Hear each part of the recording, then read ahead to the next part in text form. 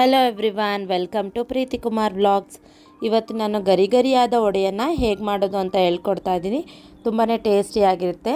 ಇದಕ್ಕೆ ಸಣ್ಣಗೆ ಹೆಚ್ಚಿರುವಂಥ ಈರುಳ್ಳಿ, ಕೊತ್ತಂಬರಿ ಸೊಪ್ಪು, ಪುದೀನ ಸೊಪ್ಪು, ರುಬ್ಬೋದಕ್ಕೆ ಮಸಾಲೆ, ಖಾರದ ಪುಡಿ, ಚಕ್ಕೆ, ಲವಂಗ, ಹಸಿ ಶುಂಠಿ ಬೆಳ್ಳುಳ್ಳಿ ಪೇಸ್ಟು, ರುಚಿಗೆ ತಕ್ಕಷ್ಟು ಉಪ್ಪು. ನೀವು ಖಾರದ ಪುಡಿ ಬದಲು ಮೆಣಸಿನ್ಕಾಯಿ, ಒಣಮೆಣಸಿನ್ಕಾಯಿನ ಬಳಸ್ಕೊಳ್ಳಿ. ನೆಕ್ಸ್ಟು ಮೇನ್ ಇಂಗ್ರೀಡಿಯೆಂಟ್ ಆಗಿ ನಾವಿಲ್ಲಿ ತಣ್ಣಿಕಾಳನ್ನ ನೆನೆ ಹಾಕ್ಕೊಂಡಿದ್ವಿ. ಇದು ನಮ್ಮಮ್ಮ ಈಗ ಕಲ್ಲು ಮಣ್ಣೇನಾದರೂ ಇರುತ್ತೆ ಅಂತ ಹೇಳಿ ನೀಟಾಗಿ ವಾಶ್ ಮಾಡ್ಕೊಳ್ತಾ ಇದ್ದಾರೆ. ತಣ್ಣಿಕಾಳನ್ನು ಇಲ್ಲ ಅಂದರೂ ಒಂದು 2ರಿಂದ 3 ಗಂಟೆ ನೆನೆಯೋದಕ್ಕೆ ಅಂತ ಇಟ್ಟಿದ್ರು. ಈಗ ಕಲ್ಲು ಮಣ್ಣಿಂದ ನೀಟಾಗಿ ಅಂದರೆ ಕೆಳಗಡೆ ಕಲ್ಲು ಮಣ್ಣು ಬರಲಿ ಅಂತ ನೀಟಾಗಿ ಜಾಲಿಸ್ಕೊಂಡ್ರಲ್ಲ, ಈಗ ಈ ಥರ ರೆಡಿಯಾಗಿದೆ. ಇದನ್ನು ಒಂದು ಮಿಕ್ಸಿ ಜಾರಿಗೆ ಕಾಳನ್ನ ಹಾಕ್ಕೊಂಡು ಖಾರದ ಪುಡಿ, ಉಪ್ಪು, ಶುಂಠಿ ಬೆಳ್ಳುಳ್ಳಿ ಪೇಸ್ಟು, ಚಕ್ಕೆ ಲವಂಗನ ಹಾಕ್ಕೊಂಡು ನೀಟಾಗಿ ರುಬ್ಕೋಬೇಕು. ನೀವು ಬೇಕಿದ್ದಲ್ಲಿ ನಾನು ಹೇಳ್ದಾಗೆ ಹಸಿರು ಮೆಣಸಿನ್ಕಾಯಿನೋ ಅಥವಾ ಒಣಮೆಣಸಿನ್ಕಾಯಿನೋ ಹಾಕ್ಕೊಂಡು ಚೆನ್ನಾಗಿ ರುಬ್ಕೊಳ್ಳಿ. ಇಲ್ಲಿ ನಾನು ತುಂಬ ಕಂಪ್ಲೀಟಾಗೇನೋ ಗ್ರೈಂಡ್ ಮಾಡ್ಕೊಳ್ಳಲ್ಲ. ನಿಮಗೆ ನುಣ್ಣಗೆ ಬೇಕು ಅಂದರೆ ನುಣ್ಣಗೆ ರುಬ್ಕೊಳ್ಳಿ. ನಾವಿಲ್ಲಿ ಅಷ್ಟು ನುಣ್ಣಗೆ ರುಬ್ಕೊಳ್ಳಲ್ಲ.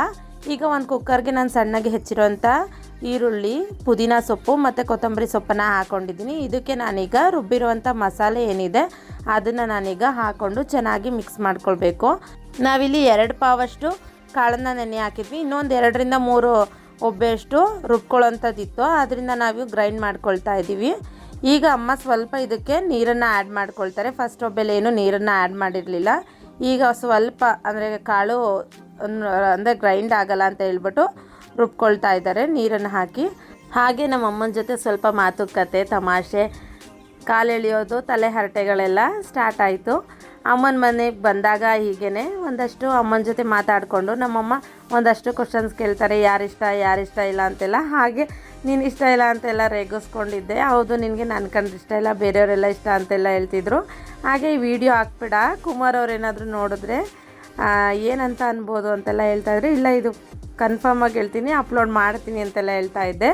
ಮಧ್ಯೆ ನಮ್ಮ ಮುದ್ದು ಬಂದು ಹೇಳ್ತಿದ್ಲು, ಅಮ್ಮ ಅಪ್ಪಿ ಹೇಳಿದ್ನೆಲ್ಲ ಕೇಳಬೇಡ, ನಿನ್ನ ಬಗ್ಗೆ ಹೇಳ್ತಾ ಇದೆ ಅಂತೆಲ್ಲ ಹೇಳ್ತಿದ್ಲು. ಏನೇ ಆಗಲಿ ನಮ್ಮಮ್ಮ ಅಲ್ವಾ, ಏನೇ ಅಂದ್ರೂ ಓಕೆ. ನಮ್ಮಮ್ಮ ಏನು ಬೈತಾ ಇರಲಿಲ್ಲ, ಸುಮ್ಮನೆ ಒಂದಷ್ಟು ತಮಾಷೆಗಳೆಲ್ಲ ಮಾಡ್ತಾಯಿದ್ರು. ನಮ್ಮಮ್ಮನಿಗೆ ಜಲಸಿ ಫೀಲ್ ಆಗಿಬಿಟ್ಟಿದೆ, ಜಾಸ್ತಿ ಹೊತ್ತು ಅವ್ರಿಗೆ ಟೈಮ್ ಕೊಡ್ತಿಲ್ಲ ಅಂತ. ಹಾಗೆ ನಮ್ಮ ಬಾಲಾಜಿ ಶೆಲ್ಫ್ ಕೆಳಗಡೆ ಕೂತ್ಕೊಂಡು ಕಲ್ಲಂಗಡಿ ಹಣ್ಣು ತಿಂತಾ ಇದ್ದ. ಏನು ತಿಂತಿದ್ಯಾ ಬಾಲಾಜಿ? ಅಲ್ಲೋಗಿ ತಿಂತಾರಾ? ಕಳ್ಳ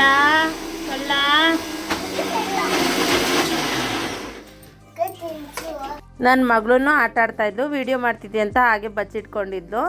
ಆ ಕಡೆ ಸ್ವಲ್ಪ ಜಾಗ ಇದೆ, ಸ್ಪೇಸು, ಆ ಶೆಲ್ಫ್ ಕೆಳಗಡೆನೆ. ಆ ಕಡೆ ಅವಳು ಕೂತಿದ್ಲು, ಈ ಕಡೆ ಅವನು ಕೂತ್ಕೊಂಡಿದ್ದ. ಈ ವಡೆ ಮಾಡೋದ್ರ ಜೊತೆಗೆ ಮಕ್ಕಳ ಜೊತೆ ಸ್ವಲ್ಪ ಆಟನೂ. ಈಗ ಮಸಾಲೆ ಎಲ್ಲ ಚೆನ್ನಾಗಿ ರುಬ್ಕೊಂಡಾಗಿದೆ ಅಲ್ವಾ, ಈಗ ಅಮ್ಮ ಅದನ್ನು ಚೆನ್ನಾಗಿ ಮಿಕ್ಸ್ ಮಾಡ್ತಾಯಿದ್ದಾರೆ. ಅಂದರೆ ಫಸ್ಟ್ ಒಬ್ಬೆಗೆ ಮಸಾಲೆ ಅಂದರೆ ಏನೇನು ಹಾಕ್ಕೊಂಡಿದ್ವಿ ಅದು ಮಸಾಲೆ ಚೆನ್ನಾಗಿ ಹಿಡ್ದಿರುತ್ತೆ. ಏನು ಖಾರದ ಪುಡಿ ಆಗಿರ್ಬೋದು, ಪೇಸ್ಟ್ ಏನೇನು ಹಾಕ್ಕೊಂಡಿದ್ವಿ ಅದೆಲ್ಲ. ಆದ್ದರಿಂದ ನಮ್ಮಮ್ಮ ಏನು ಮಾಡಿದ್ರು, ನಾವು ಸೆಕೆಂಡ್ ಟೈಮು ಒಬ್ಬೆ ಏನು ಹಾಕ್ಕೊಂಡಿದ್ವಿ ಅಂದರೆ ಮಿಕ್ಸಿ ಮಾಡ್ಕೊಂಡಿದ್ವಿ, ಅದನ್ನೆಲ್ಲ ಹಾಗಾಗಿ ವೈಟ್ಗೆ ಇತ್ತು. ಆಮೇಲೆ ಮಸಾಲೆ ಹಿಡಿಯೋದಿಲ್ಲ, ಅದಕ್ಕೋಸ್ಕರ ಅಮ್ಮ ಈಗ ಚೆನ್ನಾಗಿ ಮಿಕ್ಸ್ ಮಾಡಿಕೊಂಡ್ರು. ಆದಷ್ಟು ಚೆನ್ನಾಗಿ ಮಿಕ್ಸ್ ಮಾಡ್ಕೊಳ್ಳಿ. ನಮ್ಮ ಮನೇಲಿ ನುಣ್ಣಗೆ ರುಬ್ಬಿದ್ರೆ ಯಾರೂ ಇಷ್ಟಪಟ್ಟು ತಿನ್ನಲ್ಲ. ಅಂದರೆ ಒಂದು ತುಂಬ ಗ್ರೈಂಡ್ ಆಗಿರೋ ಥರ ಫೀಲ್ ಆಗುತ್ತೆ. ಅದು ಸ್ವಲ್ಪ ಕಾಳಾದರೂ ಸಿಗಬೇಕು. ಅಂದರೆ ಒಂದು 60 to 70% ಅಷ್ಟು ಗ್ರೈಂಡ್ ಮಾಡ್ತಾರೆ ಅಷ್ಟೇ. ಸೊ ಈಗ ಕಂಪ್ಲೀಟಾಗಿ ಹಿಟ್ಟು ರೆಡಿ ಆಗಿದೆ. ಈಗ ಇದನ್ನು ನಾವು ಎಣ್ಣೆ ಒಳಗಡೆ ಬಿಡಬೇಕು. ನಾನು ಸೈಡಲ್ಲಿ ಹಾಗೆ ಎಣ್ಣೆನ ಬಿಸಿ ಮಾಡೋದಕ್ಕೆ ಅಂತ ಇಟ್ಟಿದ್ದೆ. ಒಂದು ಬಾಣಲಿ ಇಟ್ಟು ಅದಕ್ಕೆ ಎಣ್ಣೆ ಹಾಕಿ ಚೆನ್ನಾಗಿ ಬಿಸಿಯಾಗಿದೆ.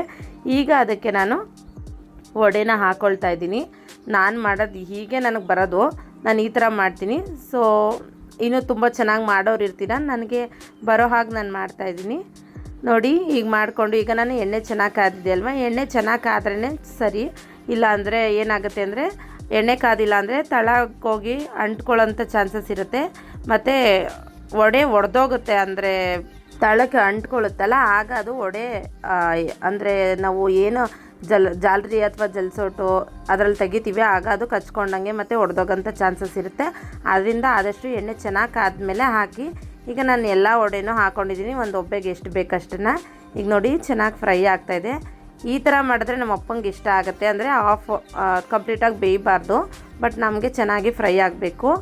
ಹಾಗೆಯೇ ಇದಕ್ಕೆ ನುಗ್ಗೆ ಸೊಪ್ಪು, ಸಬ್ಬಕ್ಕಿ ಸೊಪ್ಪು ಏನಾದರೂ ಇದ್ದರೆ ಆ್ಯಡ್ ಮಾಡಿ ಸೊಪ್ಪುಗಳನ್ನೆಲ್ಲ. ನಮ್ಮ ಮನೇಲಿ ಇರಲಿಲ್ಲ, ಅದರಿಂದ ನಾನು ಇರೋದ್ರಲ್ಲೇ ಮಾಡಿದ್ವಿ. ಈಗ ಗೋಲ್ಡನ್ ಬ್ರೌನ್ ಬಂದಿದೆ. ಈಗ ನಾವು ತೆಗಿಯೋಣ. ಈಗ ನಾನು ಚೆನ್ನಾಗಿ ಬೆಂದಿದೆ ಅಂತ ಒಂದು ಪಾತ್ರೆಗೆ ಶಿಫ್ಟ್ ಮಾಡಿಕೊಂಡೆ.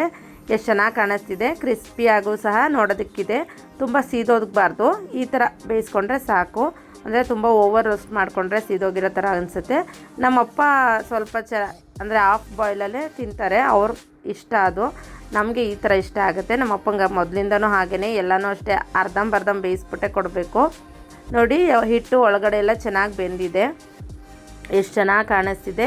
ಮತ್ತು ತಿನ್ನೋದಕ್ಕೂ ಅಷ್ಟೇ ಕ್ರಿಸ್ಪಿಯಾಗಿರುತ್ತೆ. ನೋಡಿ ಎಷ್ಟು ಚೆನ್ನಾಗಿ ಬೆಂದಿದೆ ಅಂತ. ನನಗಂತೂ ತುಂಬಾ ಇಷ್ಟ ಆಯಿತು. ಇದಕ್ಕೆ ಕಾಂಬಿನೇಷನ್ ಆಗಿ ಪಾಯಸ ಮಾಡಿದರೆ ತುಂಬಾ ಚೆನ್ನಾಗಿರುತ್ತೆ. ನೀವೇ ನೋಡ್ತಾ ಇದ್ದೀರಾ, ನೀವು ಸಹ ಈ ವಡೆಯನ್ನು ಮನೇಲಿ ಟ್ರೈ ಮಾಡಿ. ತುಂಬಾ ಟೇಸ್ಟಿಯಾಗಿದೆ. ನಾನು ಟೇಸ್ಟ್ ಮಾಡಿ ನಿಮಗೆ ಹೇಳ್ತಾ ಇದ್ದೀನಿ. ಈಗ ನಾವು ನನ್ನ ಮಕ್ಕಳಿಗೆ ಕೊಡ್ತಾ ಇದ್ದೀನಿ ಹೇಗಿದೆ ಅಂತ ಹೇಳಿ ಅಂತ. ಸೊ ನೋಡೋಣ ಅವ್ರು ಏನು ಹೇಳ್ತಾರೆ.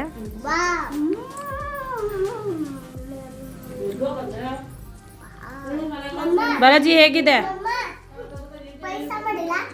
ಪಾಯಸ ಮಾಡಿಲ್ಲ, ನೆಕ್ಸ್ಟ್ ಟೈಮು ಓಕೆನಾ?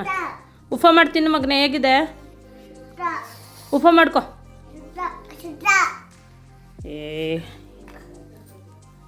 ಚೆನ್ನಾಗಿದೆ ಮಗಳ, ತಗೋ ಗೊಂಬೆ ತಿನ್ನು. ಹೇಗಿದೆ? ವಡೆ ಟೇಸ್ಟಿಯಾಗಿದೆ. ಬಾಲಾಜಿಗೆ ತುಂಬ ಬಿಸಿ ಅಂತ ಅನ್ನಿಸ್ತು, ಅದಕ್ಕೆ ಬಿಸಿ ಬಿಸಿ ಅಂತ ಹಠ ಮಾಡ್ತಾಯಿದ್ದ. ಅದ್ರ ಮಧ್ಯೆ ಲಾಲಿಪಾಪ್ ಏನೋ ತಿಂತಿದ್ರು, ಅದರಿಂದ ನಮ್ಮ ಮುದ್ದಿಗೆ ಸ್ವಲ್ಪ ಇಂಟ್ರೆಸ್ಟ್ ಕಡಿಮೆ ಆಯಿತು. ನನ್ನ ಮಗ ಮತ್ತು ನನ್ನ ತಂಗಿ ಪಾಪು ಇಬ್ಬರು ತಿಂತಾಯಿದ್ರು. ವಡೆನ ಟೇಸ್ಟ್ ಮಾಡಿದ್ರು ಮತ್ತು ಲಾಲಿಪಾಪ್ನ ತಿಂತಾಯಿದ್ರು. ನನ್ನ ಮಗಳು ವಡೆ ಇಟ್ಬಿಟ್ಲು, ಬಿಸಿ ಇದೆ ಬೇಡ ಅಂತೇಳಿ. ನನ್ನ ತಂಗಿ ಮಗಳು ಸೂಪರ್ ಅಂತ ಹೇಳಿದ್ಲು. ಹಲೋ ಫ್ರೆಂಡ್ಸ್, ಫೇಸ್ಗೆ ಒಂದು ಹೋಮ್ ರೆಮಿಡಿಯನ್ನು ರೆಡಿ ಮಾಡಿದ್ದೀನಿ. ಅದು ನಮ್ಮ ಸ್ಕಿನ್ ಬ್ರೈಟನಿಂಗ್ಗೆ ತುಂಬಾ ಯೂಸ್ ಆಗುತ್ತೆ. ಅದನ್ನು ಹೇಗೆ ಮಾಡೋದು ಮತ್ತು ಹೇಗೆ ಅಪ್ಲೈ ಮಾಡಬೇಕು ಮತ್ತು ಯಾವ ಥರ ರಿಸಲ್ಟ್ ಸಿಗುತ್ತೆ ಅಂತ ನಾನು ನಿಮ್ಮ ಜೊತೆ ಶೇರ್ ಮಾಡ್ಕೊಳ್ತೀನಿ. ಬನ್ನಿ ಅದಕ್ಕೆ ಏನೇನು ಬೇಕು ಅಂತ ನೋಡೋಣ. ನಾನಿಲ್ಲಿ ಒಂದು ಮೊಟ್ಟೆಯನ್ನು ತೊಗೊಂಡಿದ್ದೀನಿ, ಹಾಗೆ ಒಂದು ಕಾಫಿ ಪುಡಿ. ನಿಮ್ಮ ಮನೇಲಿ ಯಾವುದಿರುತ್ತೆ ಆ ಕಾಫಿ ಪುಡಿಯನ್ನು ತೊಗೊಳ್ಳಿ. ಇಲ್ಲಿ ನಾನು ಒಂದು ಬೌಲ್ಗೆ ಎಗ್ ವೈಟನ್ನು ಮಾತ್ರ ತೊಗೋಬೇಕು. ನೀಟಾಗಿ ಅದನ್ನು ಎಲ್ಲೋ ಬರದೇ ಇರೋ ಥರ ನೀಟಾಗಿ ಎಗ್ ವೈಟ್ ಮಾತ್ರ ತೊಗೊಳ್ಳಿ. ಈ ಸ್ಕಿನ್ಗೆ ಇದು ತುಂಬಾ ಯೂಸ್ಫುಲ್ ಆಗುತ್ತೆ. ಬ್ರೈಟನಿಂಗ್ ಆಗಿರ್ಬೋದು, ಏನಾದರೂ ಕ್ರ್ಯಾಕ್ಸ್ ಇದ್ದರೆ ಆ ಥರ ಎಲ್ಲ ರಿಮೂವ್ ಮಾಡೋದಕ್ಕೆ, ಮತ್ತು ಬ್ಲ್ಯಾಕ್ ಹೆಡ್ಸ್ ಏನಾದರೂ ಇತ್ತು ಅಂದರೆ ಮತ್ತು ಟ್ಯಾನ್ ರಿಮೂವ್ ಮಾಡೋದಕ್ಕೆಲ್ಲ ತುಂಬಾ ಯೂಸ್ ಆಗುತ್ತೆ. ನೋಡಿ ಈಗ ನಾನು ಎಗ್ ವೈಟನ್ನು ಒಂದು ಬೌಲ್ಗೆ ಹಾಕ್ಕೊಂಡೆ. ಇದಕ್ಕೆ ನಾನೀಗ ಕಾಫಿ ಪೌಡರನ್ನು ಮಿಕ್ಸ್ ಮಾಡ್ಕೋಬೇಕು. ನೀವು ಯಾವ ಬ್ರ್ಯಾಂಡ್ ಕಾಫಿ ಪೌಡರ್ ಆದರೂ ಸರಿ, ನಿಮ್ಮ ಮನೇಲಿ ಯಾವುದಿದೆ ಅದನ್ನು ಹಾಕ್ಕೊಳ್ಳಿ. ನನಗೆ ಮನೇಲಿ ಇದ್ದಿದ್ದ ಕಾಫಿ ಪೌಡರನ್ನು ನಾನಿಲ್ಲಿ ಬಳಸ್ತಾ ಇದ್ದೀನಿ. ಇದನ್ನು ಚೆನ್ನಾಗಿ ಮಿಕ್ಸ್ ಮಾಡ್ಕೋಬೇಕು. ಅಂದರೆ ಇದು ಏನು ಮೊಟ್ಟೆ ಲೋಳೆ ಇರುತ್ತೆ ಅದಕ್ಕೆ ನಾವು ಹೊಂದ್ಕೊಳ್ಳೋ ಹಾಗೆ ಚೆನ್ನಾಗಿ ಬೀಟ್ ಮಾಡ್ಕೋಬೇಕು. ಆಗ ಇದು ಚೆನ್ನಾಗಿ ಬೀಟ್ ಆಗಿದೆ ಅಂದರೆ ನಮ್ಮ ಸ್ಕಿನ್ಗೆ ಅಪ್ಲೈ ಮಾಡೋದಕ್ಕೆ ರೆಡಿ ಇದೆ ಅಂತ ಅರ್ಥ. ಈಗ ನೋಡಿ ಎಷ್ಟು ಚೆನ್ನಾಗಿ ಹೊಂದ್ಕೊಂಡಿದೆ. ಏನಾಗುತ್ತೆ, ಇದು ಸ್ವಲ್ಪ ಮಿಕ್ಸ್ ಆಗೋದು ಕಡಿಮೆ, ಚೆನ್ನಾಗಿ ಬೀಟ್ ಮಾಡಬೇಕು. ಈಗ ಚೆನ್ನಾಗಿ ಮಿಕ್ಸ್ ಮಾಡ್ಕೊಂಡಿದ್ದೀನಿ. ಮಾಡ್ಕೊಂಡ್ರಂತ ಕಾಫಿ ಪುಡಿ ಮತ್ತು ಮೊಟ್ಟೆ ಎಗ್ ವೈಟ್ ಮಾತ್ರ ಇಲ್ಲಿ ತೊಗೊಂಡಿದ್ದೀನಿ. ಇದನ್ನು ನಾನು ಚೆನ್ನಾಗಿ ಮಿಕ್ಸ್ ಮಾಡ್ಕೊಂಡಿದ್ದೀನಿ. ಈಗ ನಾನು ನೀಟಾಗಿ ಫೇಸಿಗೆ ಅಪ್ಲೈ ಮಾಡ್ಕೊಳ್ತೀನಿ. ಸೊ ಹೀಗೆ ಚೆನ್ನಾಗಿ ಸ್ಕ್ರಬ್ ಮಾಡ್ಕೋಬೇಕು. ಈಗ ಇದನ್ನು ನಾನು ನನ್ನ ಫೇಸಿಗೆ ನೀಟಾಗಿ ಅಪ್ಲೈ ಮಾಡ್ಕೊಳ್ತಾ ಇದ್ದೀನಿ. ಕಣ್ಣತ್ರ ಅಪ್ಲೈ ಮಾಡಬೇಡಿ. ಮೊಟ್ಟೆ ಯೂಸ್ ಮಾಡೋದ್ರಿಂದ ಅದು ನಮ್ಮ ಸ್ಕಿನ್ನ ಬ್ರೈಟ್ ಮಾಡೋದಕ್ಕೆ ತುಂಬಾ ಯೂಸ್ ಆಗುತ್ತೆ. ಕಾಫಿ ಪೌಡರು ಅಷ್ಟೇ, ನಮ್ಮ ಸ್ಕಿನ್ ಏನಾದರೂ ಟ್ಯಾನ್ ಆಗಿದ್ದರೆ ಟ್ಯಾನ್ ರಿಮೂವ್ ಮಾಡೋದಕ್ಕೆ ತುಂಬಾ ಹೆಲ್ಪ್ಫುಲ್ ಅಂತಲೇ ಹೇಳ್ಬೋದು. ಇದು ಬೇಗನೆ ಒಣಗುತ್ತೆ ಮತ್ತು ಏನಾದರೂ ಕ್ರ್ಯಾಕ್ಸ್ ಥರ ಎಲ್ಲ ಆಗಿದ್ದರೆ ನಮ್ಮ ಸ್ಕಿನ್ನಲ್ಲಿ ಅದನ್ನೆಲ್ಲ ಕಡಿಮೆ ಮಾಡುತ್ತೆ. ಅಂದರೆ ಇದನ್ನು ಡ್ರೈ ಸ್ಕಿನ್ ಅವರು ಹಚ್ಚೋದಕ್ಕೆ ಬೇಡ ಅಂತ ಅನಿಸುತ್ತೆ. ಆಯಿಲಿ ಸ್ಕಿನ್ ಅವ್ರಿಗೆ ಒಂದು ಒಳ್ಳೆ ಹೋಮ್ ರೆಮಿಡಿ ಅಂತ ಹೇಳ್ಬೋದು. ಅಂದರೆ ಸ್ಕಿನ್ನಲ್ಲಿ ಆಯಿಲ್ ಕಂಟೆಂಟ್ ಏನಾದರೂ ಜಾಸ್ತಿ ಇದ್ದರೆ ಅದನ್ನು ರಿಮೂವ್ ಮಾಡೋದಕ್ಕೆ ಇದು ತುಂಬಾ ಹೆಲ್ಪ್ ಮಾಡುತ್ತೆ. ಡ್ರೈ ಸ್ಕಿನ್ ಅವರು ಅಂದರೆ 15 ದಿನಕ್ಕೆ ಅಥವಾ ವಾರಕ್ಕೆ ಒಂದು ಸಲ ಹಚ್ಚಿದ್ರೆ ಓಕೆ, ಬಟ್ ಇದನ್ನು ಜಾಸ್ತಿಯಾಗಿ ಬಳಸಬೇಡಿ. ಇದು ಆಯಿಲ್ ಕಂಟೆಂಟ್ನ ತೆಗೆಯೋದಕ್ಕೆ ತುಂಬಾ ಯೂಸ್ ಆಗುತ್ತೆ. ಆಯಿಲ್ ಸ್ಕಿನ್ ಅವರು ಬಳಸ್ಬೋದು. ಕಾಫಿ ಪೌಡರು ನಮ್ಮ ಸ್ಕಿನ್ನಲ್ಲಿರೋಂಥ ಟ್ಯಾನನ್ನು ಚೆನ್ನಾಗಿ ರಿಮೂವ್ ಮಾಡುತ್ತೆ. ಇದನ್ನು ಹಚ್ಚಿ 10ರಿಂದ 15 ನಿಮಿಷ ಇದ್ರೂ ಓಕೆ, ಇಲ್ಲ ಅಂದರೆ 5 ನಿಮಿಷಕ್ಕೆ ಇದು ಚೆನ್ನಾಗಿ ಫೇಸೆಲ್ಲ ಟೈಟ್ ಆಗುತ್ತೆ. ನೋಡಿ ಹಚ್ಚಿದ್ದು ಎಷ್ಟು ಒಂದು 2-3 ನಿಮಿಷಕ್ಕೆ ತುಂಬ ಟೈಟ್ ಆಯಿತು. ಈಗ ನನ್ನ ಸ್ಕಿನ್ ನೋಡಿ ಎಷ್ಟು ಕಂಪ್ಲೀಟಾಗಿ ತುಂಬಾ ಚೆನ್ನಾಗಿ ಟೈಟ್ ಆಗಿದೆ. ಈಗ ನಾನು ಕಾಫಿ ಪೌಡರೆಲ್ಲ ಹಾಕಿದ್ದೀನಿ. ಇದು ನಮ್ಮ ಗ್ಲೋಯಿಂಗ್ ಸ್ಕಿನ್ಗೆ ತುಂಬಾ ಒಳ್ಳೆ ಎಫೆಕ್ಟಿವ್ ಅಂತಲೇ ಹೇಳ್ಬೋದು, ಮೊಟ್ಟೆ ಮತ್ತು ಕಾಫಿ ಪೌಡರು. ಇದಲ್ಲದೆ ಸುಮಾರು ಸ್ಕಿನ್ ಕೇರ್ ಸೀಕ್ರೆಟ್ಸ್ನ ನಾನು ನಿಮ್ಮ ಜೊತೆ ಶೇರ್ ಮಾಡ್ಕೊಳ್ತೀನಿ. ನೀವು ನನಗೆ ಸಪೋರ್ಟ್ ಮಾಡಿ. ನೋಡಿ ಎಷ್ಟು ಚೆನ್ನಾಗಿ ಡ್ರೈ ಆಗಿದೆ. ನಿಮಗೂ ಸ್ಕಿನ್ ಏನಾದರೂ ಬ್ರೈಟ್ ಆಗಬೇಕು ಅಂದರೆ ಈ ಥರ ಮನೆ ಮದ್ದುಗಳನ್ನ ಯೂಸ್ ಮಾಡಿ ಮನೇಲಿರುವಂಥ ಇಂಗ್ರೀಡಿಯೆಂಟ್ಸಿಂದ ನಮ್ಮ ಸ್ಕಿನ್ ಗ್ಲೋಯಿಂಗನ್ನು ಮಾಡ್ಕೋಬೋದು. ಯಾವುದೇ ಸೈಡ್ ಎಫೆಕ್ಟ್ಸ್ ಏನಿಲ್ಲ. ನಿಮ್ಗೇನಾದರೂ ಸ್ಕಿನ್ಗೆ ಆಗಲ್ಲ ಅಂದರೆ ಪ್ಯಾಚ್ ಟೆಸ್ಟ್ ಮಾಡಿ ಆಮೇಲೆ ಅಪ್ಲೈ ಮಾಡಿ. ಈಗ ನಾನು ಫೇಸ್ ವಾಶ್ ಮಾಡ್ಕೊಂಡು ಬಂದೆ. ನಾನು ಫೇಸ್ ವಾಶ್ ಮಾಡ್ಕೊಂಡು ಬಂದಮೇಲೆ ಒಂದು ಟವಲಿಂದ ನನ್ನ ಫೇಸನ್ನು ನೀಟಾಗಿ ಒರೆಸ್ಕೊಳ್ತಾ ಇದ್ದೀನಿ. ಈಗ ನೀವೇ ನೋಡ್ತಾ ಇದ್ದೀರಾ ಎಷ್ಟು ಸ್ಕಿನ್ ಬ್ರೈಟನಿಂಗ್ ಆಗಿದೆ. ನಾನು ಇದೇ ಫಸ್ಟ್ ಟೈಮ್ ಅಲ್ಲ, ಸುಮಾರು ಸಲ ಬಳಸಿದ್ದೀನಿ. ನನಗಂತೂ ಒಳ್ಳೆ ರಿಸಲ್ಟ್ ಸಿಗುತ್ತೆ. ತುಂಬಾ ಸಿಂಪಲ್ಲಾಗಿ ಮನೇಲಿರೋಂಥ ಇಂಗ್ರೀಡಿಯೆಂಟ್ಸಿಂದ ಎಂಥ ಬ್ಯೂಟಿ ಸೀಕ್ರೆಟ್ಸ್ ಎಲ್ಲ ಇದೆ ಅಂತ ನೀವು ಸಹ ಇದನ್ನು ಮನೇಲಿ ಟ್ರೈ ಮಾಡಿ. ಆದಷ್ಟು ಆಯಿಲಿ ಸ್ಕಿನ್ ಅವ್ರು ಟ್ರೈ ಮಾಡಿ, ಅಂದರೆ ಡ್ರೈ ಸ್ಕಿನ್ ಅವ್ರಿಗೆ ಇನ್ನೂ ಡ್ರೈ ಆಗುತ್ತೆ ಅಂತ ಹೇಳಿದ್ದೀನಿ. ಈಗ ನಾನು ನೀಟಾಗಿ ಫೇಸ್ ಎಲ್ಲ ಕ್ಲೀನ್ ಮಾಡ್ಕೊಂಡು ಬಂದಮೇಲೆ, ಅಂದರೆ ಫೇಸ್ನ ನೀಟಾಗಿ ಒರೆಸ್ಕೊಂಡು ಬಂದಮೇಲೆ ಒಂದು 1/4 ಗಂಟೆ ಹಾಗೆ ಬಿಟ್ಟಿದ್ದೆ. ಫೇಸ್ಗೆ ಏನೂ ಅಪ್ಲೈ ಮಾಡಿರಲಿಲ್ಲ. ಈಗ ನಾನು ರೋಸ್ ವಾಟರ್ನ ಅಪ್ಲೈ ಮಾಡಿದ್ದೀನಿ. ಅಂದರೆ ನಾನು ಮಲ್ಕೋಬೇಕಾದ್ರೆ ಮಾಯಿಶ್ಚರೈಸರ್ ಅಥವಾ ಏನಾದರೂ ಅಪ್ಲೈ ಮಾಡಿನೇ ಮಲ್ಕೊಳ್ಳೋದು. ಇವತ್ತು ನಾನೇನು ಮಾಡಿದೆ ಅಂದರೆ ರೋಸ್ ವಾಟರ್ನ ಅಪ್ಲೈ ಮಾಡಿದೆ. ಇದು ಸಹ ಹಚ್ಚೋದ್ರಿಂದ ನಮ್ಮ ಸ್ಕಿನ್ನು ಇನ್ನೂ ಗ್ಲೋಯಿಂಗ್ ಆಗಿರುತ್ತೆ. ಈ ವ್ಲಾಗ್ನ ನಾನು ಇಲ್ಲಿಗೆ ಎಂಡ್ ಮಾಡ್ತಾ ಇದ್ದೀನಿ. ಯಾರು ಆಂಟಿ? ಕಳ್ಳನ ಮಗನೇ ಬಾ. ಈ ವ್ಲಾಗ್ನ ನಾನು ಇಲ್ಲಿಗೆ ಎಂಡ್ ಮಾಡ್ತಾ ಇದ್ದೀನಿ. ನೆಕ್ಸ್ಟ್ ವ್ಲಾಗಲ್ಲಿ ಸಿಗ್ತೀನಿ. ಐ ಹೋಪ್ ಈ ವ್ಲಾಗ್ ಎಲ್ರಿಗೂ ಇಷ್ಟ ಆಗಿದೆ ಅನ್ಕೊಳ್ತೀನಿ. ಲೈಕ್ ಮಾಡಿ, ಶೇರ್ ಮಾಡಿ, ಕಮೆಂಟ್ ಮಾಡಿ, subscribe to my YouTube channel. Thank you. Bye ಮಾಡು. Bye aunty.